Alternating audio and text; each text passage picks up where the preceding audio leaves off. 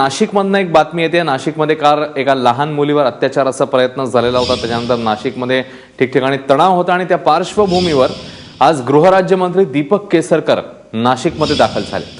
अधिक अपडेट्स घेऊया, सागर वैद्य आपल्यासोबत आहेत। सागर, आज काय घडतंय नाशिकमध्ये?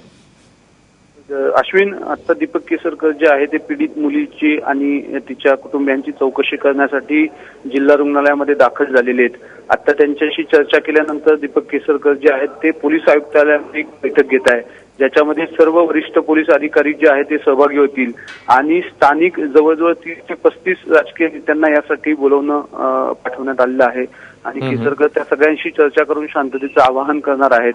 आपापल्या भागातल्या लोकांना शांततेचं आवाहन या नेत्यांनी करावं आणि परिस्थिती नियंत्रणात आणावी यासाठीचे प्रयत्न जे आहेत ते आता युद्ध पातळीवर गृहराज्यमंत्री स्वतः करताना दिसत आहेत। सागर, धन्यवाद या सगळ्या सविस्तर माहितीबद्दल।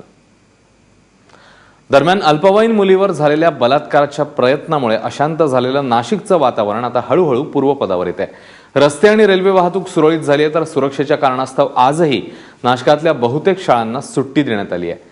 त्र्यंबकेश्वर तालुक्यातल्या तळेगावमध्ये एका अल्पवयीन मुलाने 5 वर्षांच्या मुलीवर अत्याचाराचा प्रयत्न केला। ही घटना समजताच संतप्त जमावाने रास्ता रोको सुरू केला आणि बघता बघता हे लोंढ संपूर्ण नाशिकभर पसरलेलं होतं।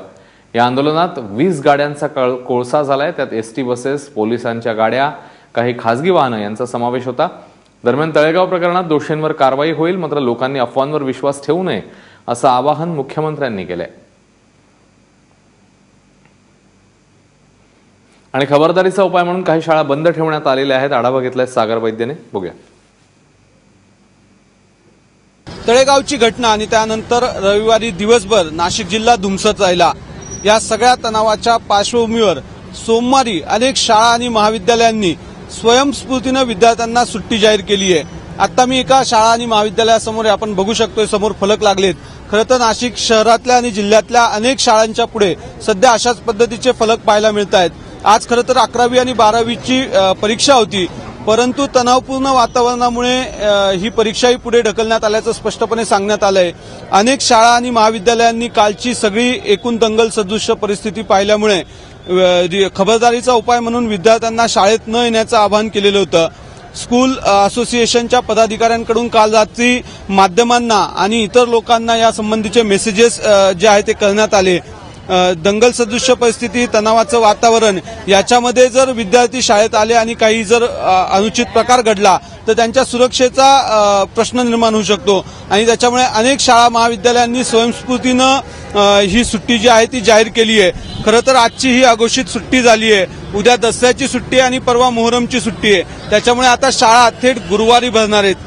इतकंच नाही तर आज शहर जे आहे ते तणावपूर्ण शांततेत आहे। सोमवारपासून नाशिक शहराचं जनजीवन जे आहे सकाळपासून ते पूर्वपदावर येत आहे।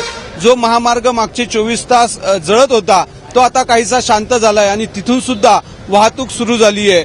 एकूण काय तर संपूर्ण रविवारची घटनेनंतर नाशिक जिल्हा जो आहे तो आता काहीसा शांत होतोय आणि पूर्वपदावर येण्याचा प्रयत्न करतोय, परंतु या सगळ्याचा परिणाम विद्यार्थ्यांच्या शालेय जीवनावर झालेला पाहायला मिळतोय। कॅमेरामन किरण कडारेसह सागर वैद्य, एबीपी माझा, नाशिक।